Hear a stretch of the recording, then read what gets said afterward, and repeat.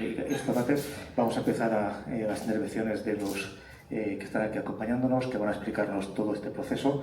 Espero que sean unos 10 minutos cada uno. Os iré, si pasáis un poco, un poquito y luego abriremos un debate con vosotros, preguntas y demás. Doy la palabra directamente a Juan Cruz, y que es el, bueno, no sé si director, guionista, miembro del equipo productor.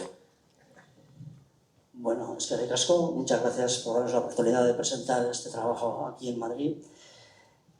Bueno, yo voy a explicar un poco el cómo y el para qué hicimos este documental. Yo formo parte del colectivo Piquelacho Urbi, que somos un grupo de amigos y comprometidos en sacar en diferentes causas, que recibimos un buen día un encargo de un compañero nuestro. Aparece en los primeros rótulos del documental, Fran Balda, que desgraciadamente murió en un trágico accidente de tráfico mientras hacíamos el documental. El encargo él se había dedicado con otro grupo de personas a recorrer los pueblos de Sacana, del Valle de Sacana, a recoger datos sobre la represión policial durante los últimos 40 años, y tenía, la verdad es que un material muy abundante recogido, que lo había depositado en manos de Euskal Memoria y en otros lugares, en ayuntamientos y demás, y nos dijo, pues esto no puede quedarse en una caja, o sea, esta información hay que contarla, hay que transmitirla, hay que darle vida a esta información, ¿no? Entonces, bueno, los grupos la gente que formamos el grupo de amigos, pues sí, había dos personas que eran profesionales de la imagen y del sonido y demás, y le dimos alguna vuelta y efectivamente vimos que ahí había una historia para contar, que teníamos que ser capaces de ponerle cara, ponerle sonido, ponerle imágenes a esa historia, a esos testimonios, a esa realidad que se había vivido en nuestro valle y que tenía que salir de la oscuridad a la luz, ¿no?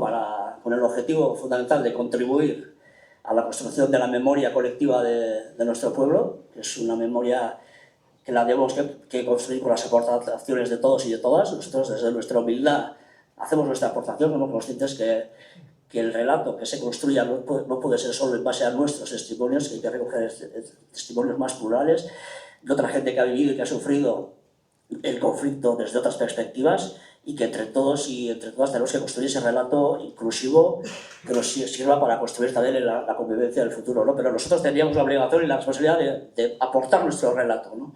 Y esto ha sido un intento de poner voz a esos 40 años, más de 40 años de historia de nuestro pueblo, que los hemos sufrido en primera persona, los hemos sufrido también como inversión de vida, de futuro, de proyecto de pueblo, ¿no? Como dice la intervención del final, que nos gustó especialmente, ¿no? Es decir, hemos sufrido, pero bueno, seguimos aquí y queremos aportar para el futuro, ¿no? Entonces, era un objetivo el aportar a la memoria, al relato de nuestro pueblo. Otro objetivo, lógicamente, era el denunciar la violencia del Estado contra ciudadanos que en teoría debe proteger, denunciar la violencia estructural y todo el entramado que hace posible que esa violencia se practique de manera impune, explicar de la manera más pedagógica posible el cómo es posible eso, y ahí hemos contado con la aportación para nosotros inestimable de personas de reconocido prestigio en Euskal Herria. Algunas están aquí, Marcelo, Laura, Íñigo, Amaya, Ainara. O sea, si no, nuestra historia se hubiera quedado seguramente en un relato local, pero con su aportación, con su testimonio, con su disposición a colaborar, pues se ha convertido en una referencia también para el conjunto de Euskal Herria, y que se puede presentarse en Madrid, en Barcelona, en cualquier sitio del mundo, ¿no? Y la última, y con esto voy a acabar, quiero ser lo más breve posible, y el último objetivo era contribuir a que esto que ha pasado, esto que hemos sufrido, no vuelva a repetirse nunca más para nadie, ¿no?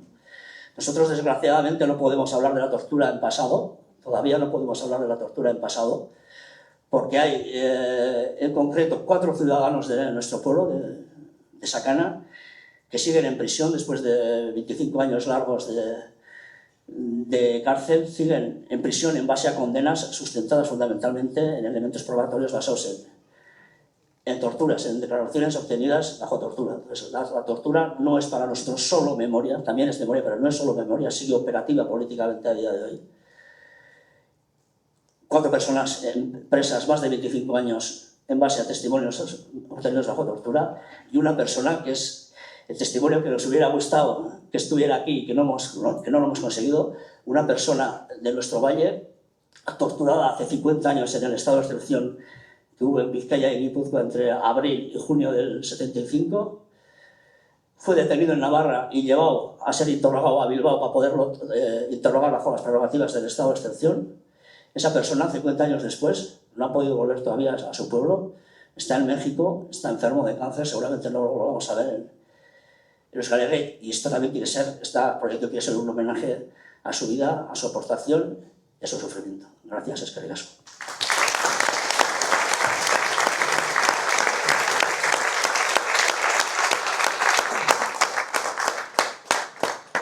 Bueno, solamente comentar una cosa, el documental Argitzen se ha presentado este pasado fin de semana en el Festival Internacional de Cine de San Sebastián. Creo que es bueno que lo sepáis. Doy la palabra a Inara Agostiaga, que nos comentará pues, un poco la experiencia de la red de personas torturadas en Nafarroa y Euskal Herria. Bueno, primero de todo agradecer la asistencia y la invitación a esta jornada. Para nosotros Madrid nos recuerda, para muchos de nosotros que estamos aquí y seguramente muchos que estáis en el público, nos recuerda a tortura, nos recuerda a pasar por la Audiencia Nacional, nos recuerda el ingreso en prisión, así que estamos muy agradecidos de por lo menos venir aquí y estar proyectando este documental e intentar explicar un poco lo que hay detrás de todo esto, ¿no? Juan Cruz ha dicho, ¿no?, que los relatos son locales. Yo creo que todos estos testimonios que hemos escuchado aquí, muchos de nosotros que hemos sufrido tortura en Euskal Herria nos hemos sentido identificados, seguramente muchos de vosotros también os habéis podido sentir identificados o por lo menos habéis escuchado de mano de alguien cercano relatos parecidos, ¿no? Hay que poner en valor todos estos testimonios, contar lo que ha pasado esos días es muy difícil y bueno, yo creo que este documental en ese sentido es esclarecedor, ¿no? Al final del documental se ve la presentación en el 2022 de la Red de Personas Torturadas en Navarra. Cuando empezó el documental, la red todavía no había sido públicamente presentada. Habíamos dado los primeros pasos en el 2019 en torno al 13 de febrero, que es el Día contra la Tortura en Euskal Herria. En la Plaza del Castillo de Pamplona pusimos 1000 sillas vacías en representación de las 1000 personas que se estimaban que habíamos sido torturadas en Navarra. Desde el 2019 hasta el 2022 que se presentó el documental, en Nafarroa estábamos en un contexto en el que en la Comunidad Autónoma Vasca, bueno, luego Laura ya explicará más detenidamente, pero en la Comunidad Autónoma Vasca ya había un informe oficial, científico y profesional, en donde ya daban unas primeras cifras de 4.311, si no me confundo, casos de tortura. Había habido unas leyes donde la gente se podía presentar para que fuera reconocido por el gobierno vasco las personas detenidas hasta 1999. En Nafarroa nos encontrábamos que no teníamos ni informe, no teníamos ley, no teníamos ningún reconocimiento y creíamos, bueno, pues que si nos juntábamos las personas que habíamos vivido las torturas, podíamos ser un poco las altavoces de eso y bueno, creíamos en ese momento que si no éramos nosotras las que contábamos lo que había pasado, nadie lo iba a hacer por nosotros, ¿no? Entonces era el momento de romper un poco con ese silencio que durante décadas se había dado en la sociedad, ¿no? Era un momento... espera, que tengo aquí mi chuletilla. Así. Ya está, ya.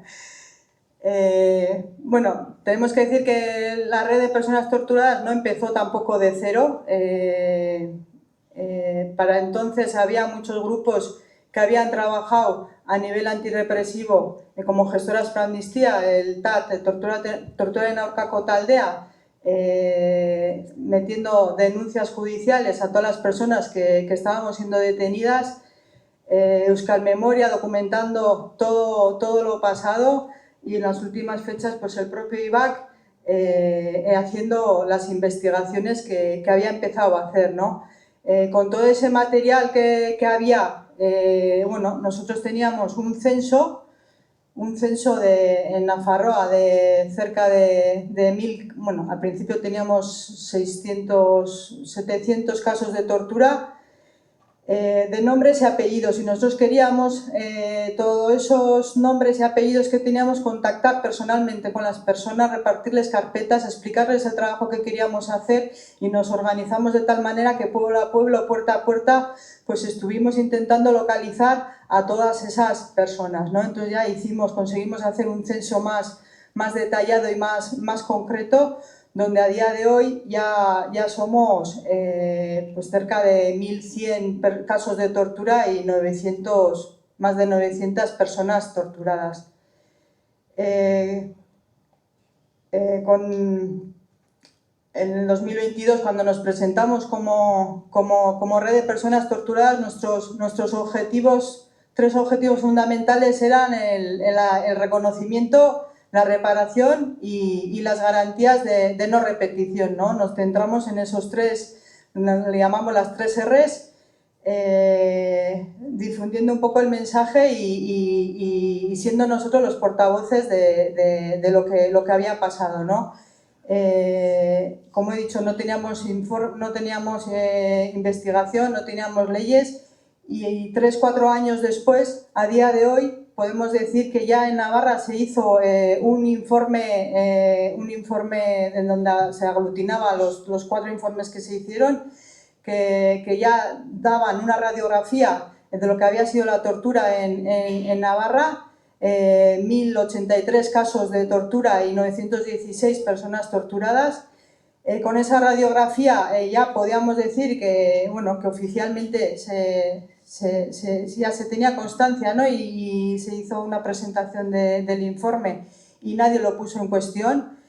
Luego vino, en el 2023 se puso en marcha la ley de reconocimiento a víctimas de motivación política provocadas por funcionarios públicos y grupos de extrema derecha, donde todavía a día de hoy está el plazo abierto hasta julio del 2027, y ya se han reconocido a 87 personas, de ellas 54 personas torturadas. Podemos decir también que en estos 3 años, bueno, uno de los aspectos de la red fundamental también es el cuidado y el respaldo entre nosotros y nosotras. Sabemos que es difícil contar, dar el testimonio de lo que ha pasado, y lo hacemos siempre pues con un grupo de psicólogos que nos apoyan, con una serie de talleres de apoyo que organizamos quincenalmente, y siempre un poco cuidando un poco el melón este que abrimos, pues cómo puede afectarnos, ¿no? En estos 3 años, bueno, si no nos valía con la red de personas torturadas en Nafarroa, hemos extendido la red también al resto de Euskal Herria, y ahora estamos en un proceso de llegar a las otras 4000 personas torturadas que ha habido en el resto de territorios, ¿no? Es un trabajo duro, nos hemos vuelto a repartir por todos los pueblos y zonas, y bueno, se están recogiendo los primeros datos, ¿no? Sabemos que bueno, que hemos conseguido en poco tiempo cositas, pero todavía queda mucho trabajo por hacer, ¿no? Ni las leyes ni las investigaciones hablan de responsables de la tortura. En el documental se ha visto muy bien que detrás de todo eso, aparte de la propia policía, están los médicos forenses, los jueces, algunos medios de comunicación, en los que durante muchos años han echado la vista atrás, ¿no? Entonces creemos que todavía hay mucho trabajo por hacer en este campo, Y bueno, con estos logros que estamos consiguiendo, pues creemos que vamos a ir pudiendo abrir más puertas, ¿no? Y todo el tiempo nos dirá a ver hasta dónde podemos llegar.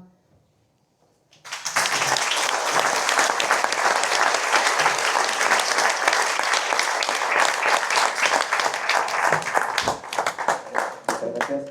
Tiene la palabra Laura. Bueno, en primer lugar, agradecer vuestra presencia aquí en Madrid. Encantadas estamos de venir a contaros pues bueno, los trabajos que hemos ido haciendo por mi parte desde la Universidad del País Vasco. Bueno, y ahora os voy a comentar, voy a hacer referencia a esos informes que han sido ya nombrados tanto en el documental como a los que se ha referido Ainara. Yo, cuando explico lo que hago, siempre me llevo un PowerPoint. No sé si... Igual me levanto porque no sé si está el compañero arriba o casualidad ya no... Desde aquí abajo no se ve. Vale. Sí, tranquilo. Bueno, me llevo un PowerPoint porque nuestros informes están llenos de datos cuantitativos y a la vez que cualitativos. Muchos de los datos que se han ofrecido en el documental son nuestros, por lo tanto me voy a quedar en un punto que va a ser como una especie de introducción y luego si sale alguna cuestión referida a ello, pues vamos y vemos las gráficas. A mí, igual, sobre lo que quiero llamar la atención principalmente en referencia tanto al documental como lo que está diciendo aquí, es bueno, pues a los 3 informes que hemos hecho desde la Universidad del País Vasco, desde el Instituto Vasco de Criminología. Digo 3, Ainara tiene razón, uno en la Comunidad Autónoma del País Vasco, los otros 2 en Navarra, pero esos 2 han sido fusionados en uno para poder trabajar mejor con él. Lo importante de estos informes, tanto el del País Vasco como los de Navarra, es que han sido un encargo de ambos gobiernos. Empezamos con el del País Vasco, por encargo del gobierno vasco, y también es importante darse cuenta del rango temporal de las investigaciones, que son desde 1960 hasta la actualidad. Partimos desde 1960, luego si queréis me preguntáis, pero es un año de consenso en referencia a todas las políticas públicas que se están llevando adelante en ambas comunidades autónomas sobre esa revisión del pasado y sobre ese tipo de actuaciones tendentes a fijarnos en todas las vulneraciones de derechos humanos que se han producido en el pasado en ese marco de la violencia de motivación política. Era importante también para aquel entonces, estamos hablando de 2014, si voy muy rápido, me estoy dando cuenta que me estoy ahogando y todo, tener observadores internacionales, porque vayamos a hacer una investigación como rompedora, ¿no? Era como algo un poco arriesgado, podemos decir así, ¿no? Bueno, pues sí, contamos con estos observadores internacionales. Por favor, pasa. Y diseñamos una metodología. Como veis, ahí el objetivo de nuestra investigación era realizar un estudio científico que nos acerque a la realidad objetiva del fenómeno de la tortura en nuestro contexto. Este objetivo nos vino dado del gobierno. Y nosotros lo que hicimos fue pensar cómo podíamos acercarnos a esa realidad y, resumidamente, nos dotamos de 2 herramientas. Una que era la elaboración de un censo de personas que denunciaban haber sufrido ese tipo de vulneraciones de derechos humanos y queríamos también aplicar el por aquel entonces novedoso protocolo de Estambul, la pericia psicológica basada en el protocolo de Estambul, que es una herramienta de investigación de la tortura impulsada, creada en el seno de Naciones Unidas. Por cada 10 años, y vemos, por ejemplo, que en los años 80 hay un número muy importante de casos. Hay un periodo de tiempo que ya dice Íñigo Iruín, en el cual a una persona se le podía tener detenida e incomunicada hasta 10 días. Luego ya se cambia o se restringe a 5. Y es en ese periodo donde vemos un número muy importante de casos de denuncia de tortura y además casos muy graves en el ámbito más físico, vamos a decir, ¿no? Hay un dato que también siempre llamamos la atención sobre él, son los años 2000 y posterior, donde continuamos teniendo a nuestro parecer, un número importante de denuncias de torturas y otros malos tratos. Ese encargo a la universidad tenemos que destacar el hecho, lo que comentaba Inara, de que desde ambos parlamentos también se han aprobado pues una ley en la Comunidad Autónoma del País Vasco de reconocimiento a las víctimas de vulneraciones de derechos humanos de autoría estatal, que crea una comisión de valoración a la que se podía, hasta hace poco, presentar gente para que ya oficialmente se reconozca su victimación. Desde la administración vasca, las personas que acuden a esa comisión, después de aportar la documentación que tengan, y en eso nosotras, el proyecto Tortura, ha avanzado mucho, porque hemos hecho ese trabajo previo. Bueno, pues esas personas se presentan a la comisión, presentan su documentación o nos la piden a nosotras, y si normalmente lo que hacen luego es comparecer ante en la comisión compuesta por expertos en esta materia, y luego obtienen, por lo general, una resolución, un dictamen, donde se les reconoce expresamente que son víctimas de torturas u otras violaciones de derechos humanos. En Navarra pasa lo mismo, ha pasado lo mismo. La Comisión del País Vasco es de 2016, la ley. En Navarra ha sido un poquitín más tarde, 2019, y existe una comisión similar, que está también trabajando. En la Comunidad Autónoma del País Vasco tenemos un problema, que había un plazo para la presentación y ese plazo ha terminado hace ya bastante tiempo. Veremos a ver si se vuelve a reabrir. Y aprovechando que en la sala veo que hay como mínimo 2 legisladores de 2 formaciones políticas distintas, voy a hacer unas propuestas para cambios legales. Una sobre comunicación. Yo entiendo que un magistrado o una magistrada necesita tener comunicado a un detenido acusado de un delito. Y que lo tengan comunicado por evitar destrucción de pruebas y para evitar que pueda avisar a sus compañeros, me han detenido y me ha cantado esto, me ha cantado lo otro, pues atrás de abogados, bien.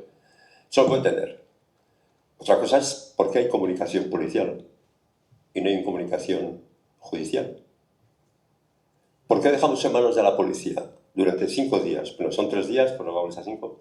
Durante 5 días a un detenido que declara que no quiere declarar, en manos de la policía que durante 5 días de impunidad y de túnel sin derechos humanos va a hacer todo lo posible para que ese detenido declare.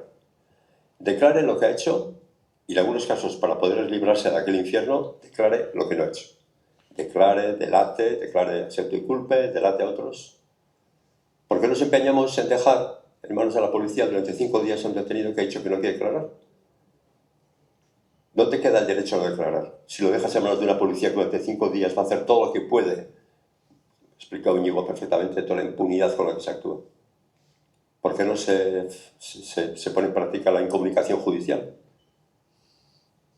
En instalaciones judiciales, con unas celdas con vigilancia de un cuerpo civil, de un cuerpo policial, que está intentando que declares como sea, te tortura para que declares, te autoinculpes o delates a otros. Un cuerpo civil y unas condiciones dignas de respeto al detenido, al aseo, ¿no? A mí no me dejaron asearme en 5 días. Al aseo, instalaciones limpias, no la mierda de instalaciones que tenía la Guardia Civil el año 2003 en Tres Cantos. Derecho a la alimentación, que esté durante 5 días incomunicado. En instalaciones judiciales, bajo vigilancia civil, vigilancia de seguridad simplemente, porque no hay que hacerle nada más.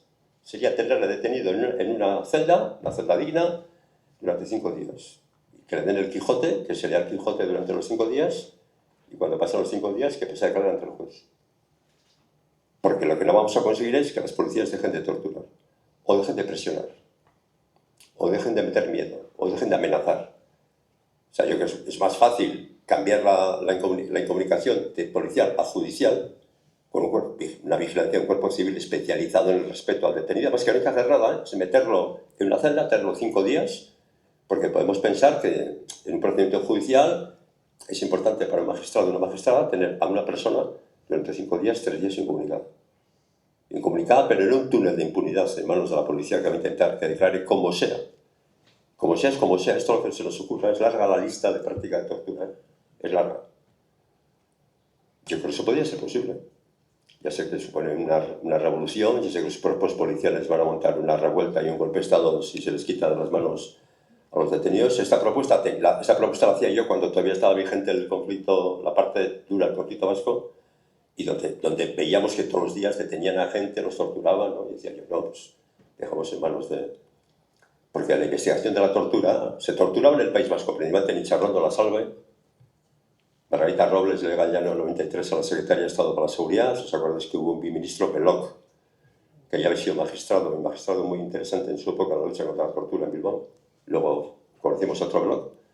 Belloc llega a ser biministro porque dimite Asunción, por los escándalos que hubo, porque se le escapa Roldán, y entonces tiene dos ministerios, Interior y Justicia, algo que es incompatible.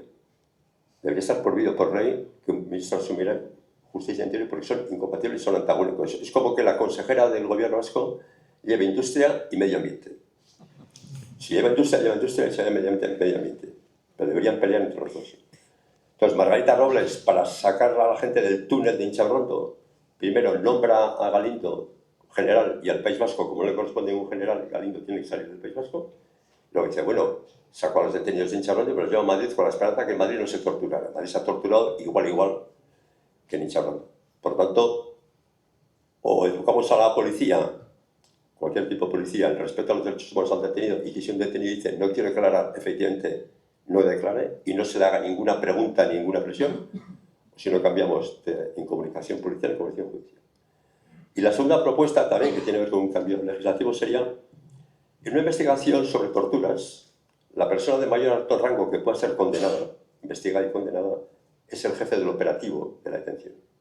Un general de la Guardia Civil nunca será acusado de torturas si no intervenido directamente en las torturas. O sea, no por rango, la investigación nunca llega hasta el general. Llega como mucho hasta aquella persona que es la responsable del grupo que ha hecho la detención, que ha hecho los interrogatorios. Pero la policía, en un caso de investigación de este tipo, es policía judicial. La policía que actúa bajo las órdenes de un magistrado.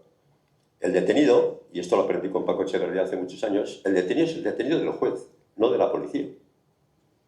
Es el juez, el magistrado o la juez, la que decide cambiar y alterar la vida de la persona, la que acepta, la que permite que se le hagan seguimientos, que se intervengan las conversaciones telefónicas, se hagan controles de cuentas bancarias, se le arreste, se haga un registro en su lugar de trabajo, en su casa, se ha trasladado a instalaciones policiales, se ha incomunicado, se ha interrogado y luego se ha puesto en manos del juez. ¿Por qué se libera el juez de las responsabilidades judiciales de la tortura? Si las torturas se han producido bajo yo no voy a decir que el juez propone la tortura. Lo que no es posible es que a un juez, uno tras otro, le vayan presentando detenidos durante muchos años y no haga absolutamente nada. Caso del juez de Garzón, que como ya Mayaico, caso del actual ministro de Interior, Grande Marlaska. O sea, que no es posible es que la policía que actúa bajo tus órdenes, porque no olvidemos que la policía judicial en ese momento es policía judicial. Hace poco hubo un escándalo y una denuncia contra Grande Marlaska porque una otra investigación que no tenía que ver con el País Vasco obligaba, al parecer Grande Marlaska o algún jefe de Grande Marlaska pidió a las policías que estaban investigando en acto de policía judicial que informaran al gobierno sobre las investigaciones. Y hay algún planteo por parte del magistrado diciendo la policía, cuando es policía judicial, solo informa de las investigaciones al magistrado, nunca a ningún cargo policial. Pero si el detenido es el detenido del magistrado y el magistrado es el responsable de lo que suceda, o debería ser responsable de lo que suceda, ¿por qué no se interviene judicialmente también contra el magistrado?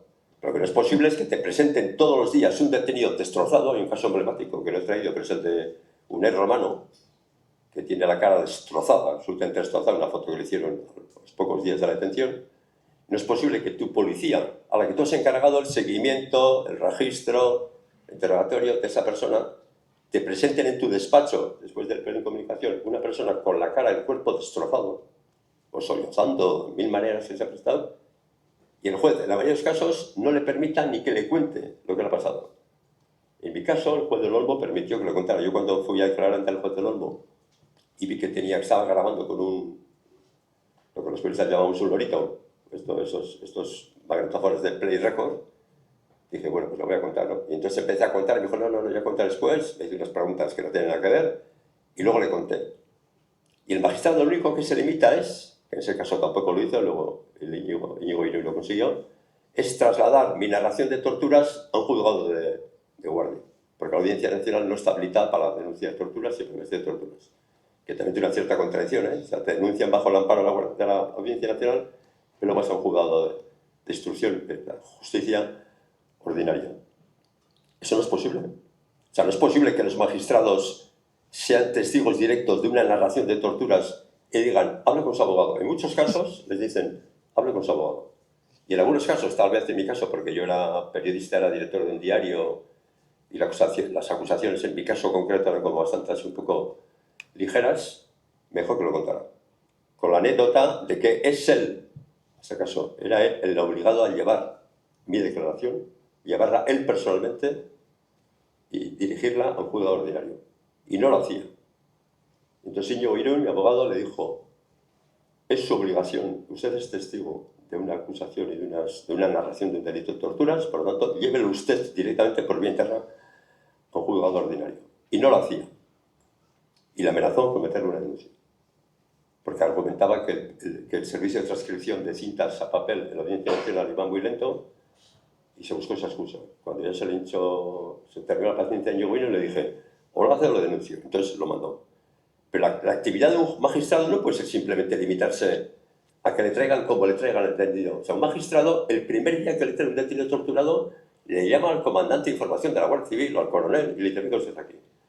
Como me vuelvan a traer otra vez a un detenido en esas condiciones, le meto a usted y a todo el equipo de investigación, le meto una denuncia.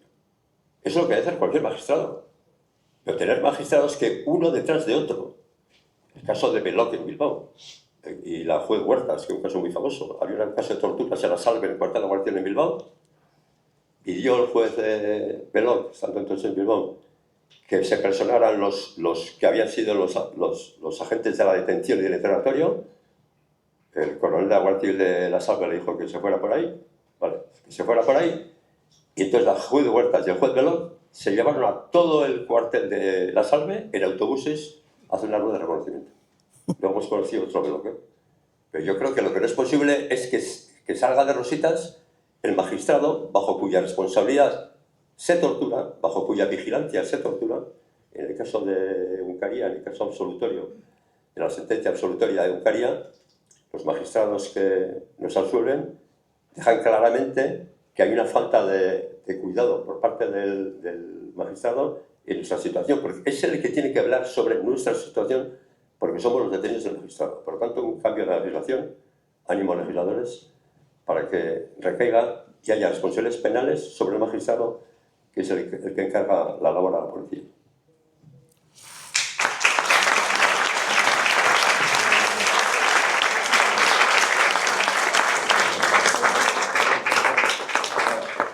Tenemos apenas 10 minutos para poder un debate, así que pedí la mano. Os pido intervenciones breves, rápidas y concisas para que luego, si